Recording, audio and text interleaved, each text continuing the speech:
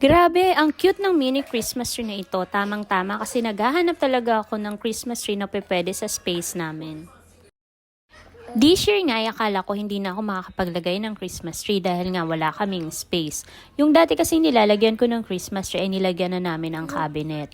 Buti na lang, nakita ko sa isang app itong mini Christmas tree at hindi ako nagkamali sa pagbili nito. Super cute!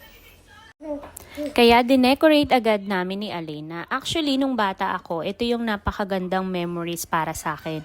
Yung tuwing madaling araw ng December ay gumagawa yung nanay ko ng Christmas tree. Dahil nga simple lang ang buhay noon, yung Christmas tree namin ay parang gawa lang sa sanga ng kahoy na maputi o kaya nilalagyan lang ng nanay ko ng mga papel di hapon na color white. Tapos naglalagay din kami ng mga Christmas decors.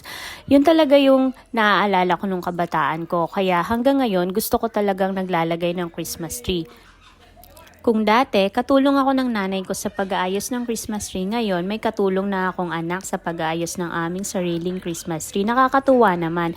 At eto, bukod dun sa mga Christmas decors, ay may kasama pang Christmas lights itong aming mini Christmas tree. Super happy din ni Alena, kaya sabi niya magjo-join siya sa pag-aayos ng aming Christmas tree.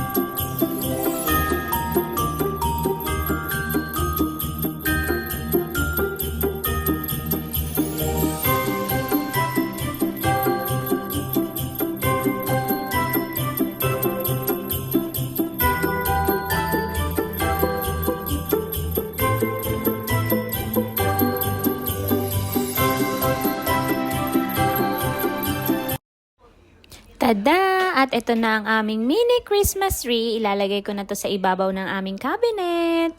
Merry Christmas everyone!